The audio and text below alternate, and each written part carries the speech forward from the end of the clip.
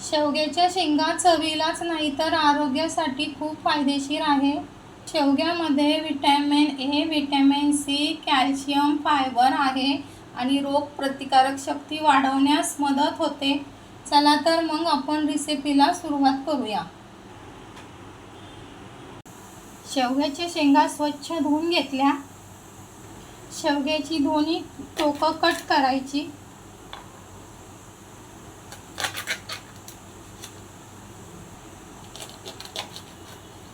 शेवग्याचे मध्यम आकाराचे तुकडे करायचे.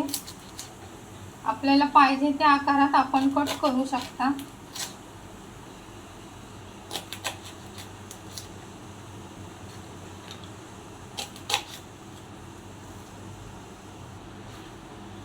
शेंगावरील ह्या हिरव्या शिरा काढून टाकायच्या.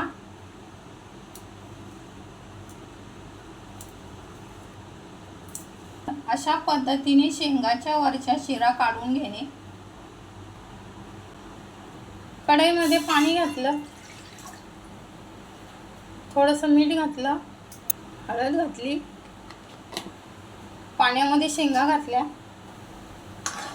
शेंगा आपल्याला 5 मिनिटे शिजवून घ्यायच्या. वाटण तयार करण्यासाठी 2 कांदे कट करून घेते.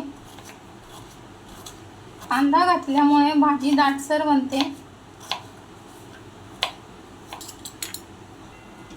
5 मिनिटे शेंगा शिजवून घेतल्या. गरम तव्यावर कांदा घातला, तेल घातले. तेलामध्ये कांदा परतून घेऊ.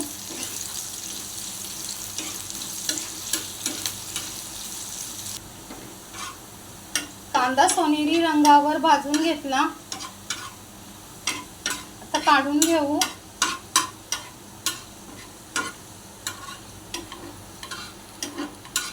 सुकं खोबरं आहे. 4 बेडग्या मिरच्या घातल्या, त्या आपण परतून घेऊ.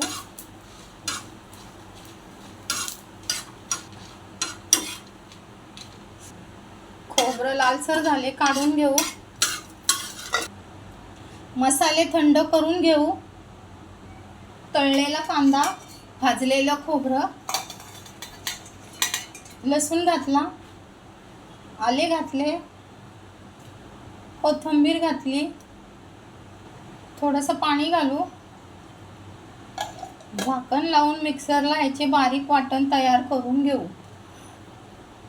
वाटण तयार झाले. गरम कढईत तेल ओतले.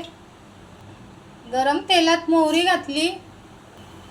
मोहरी तडतडली की जिरे घातले, कढीपत्ता घातला. तयार केलेलं वाटण घातलं.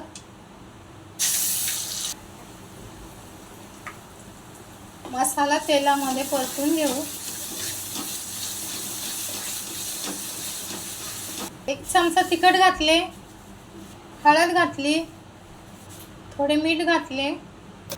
सर्व मसाले तेलात परतून घेऊ.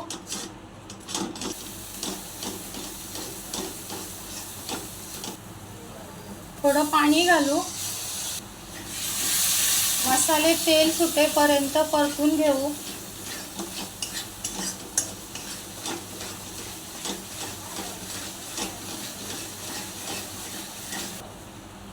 मसाल्याला तेल सुटले. टोमॅटो घालू. शेंगा घालू. मसाल्यामध्ये परतून घेऊ.